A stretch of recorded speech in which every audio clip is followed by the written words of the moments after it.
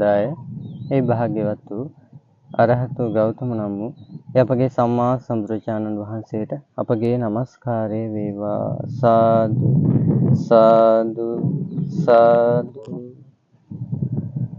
සබ්බ පාපස්ස අකරණං කුසලස්ස උපසම්පදා සචිත්ත පරියෝදපනං ඒතම් බුද්ධානුශාසනං. සාදු සාදු සාදු. සබ්බ පාපස්ස අකරණං සියලු පාපයන්ගේ මිදෙන්න.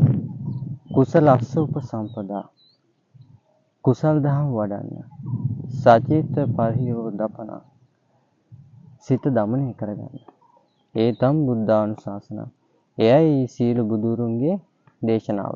පින්වත්නි, මේ ජීවිතයේදී අපි මේ උතුම් මනුෂ්‍ය උපතක් ලබලා අපි ඔබ දන්නවා මේ බාහිර අධ්‍යාපනය ලැබමින් අපි යම් යම් මට්ටම් වලට තල වලට යනවා. යම් යම් උපාධි ගන්නවා.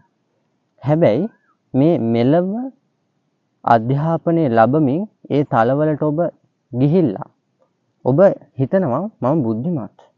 මම සමාජයේ අහවල් ඩිග්‍රී අරගෙන ඉන්නේ. අහවල් උපාධි අරගෙන ඉන්නේ කියලා ඔබ හිතනවා. ඉතින් තරුණ දුවේ පුතේ හිතන්න මොහොතක් ඔබ තුල ಗುಣධර්ම තියනවාද? ඔබ ඉහළම ඩිග්‍රී අරගන්න පුළුවන්. ඉහළම උපාධිය අරගන්න පුළුවන්. ඔබ වෛද්‍ය පීඨයටත් ගිහිලා ඉහළම වෛද්‍ය පීඨ උපාධියක් ගන්න පුළුවන්. හැබැයි ඔබ තුල ಗುಣධර්ම තියනවාද? උතුම් ಗುಣධර්ම, ඉවසීම. ඔබ අකුසලයෙන් බැහැර වෙලා දින්නේ. ඔබ පින් කරනවාද? ඔබ සිත දමනය කරගෙන දින්නේ. ඔබ මේ සියලු බුදුහරුන්ගේ දේශනාව ඇසුවාද? මොහොතක් හිතන්න. මේ මනුෂ්‍ය ලෝකෙට ඇවිල්ලා බාහිර කොතෙක් අධ්‍යාපනය ලැබුවත් වැඩක් නැහැ. ඔබ තුල නිහතමානී ගුණය නැත්තම්, ඒ කරුණාව මෛත්‍රිය නැත්තම්, ගුණධර්ම නැත්තම්, ඒක නිසා මොහොතක් සිතන්න. ඔබ තුල නිහතමානී ගුණධර්ම ඇති කරගන්න.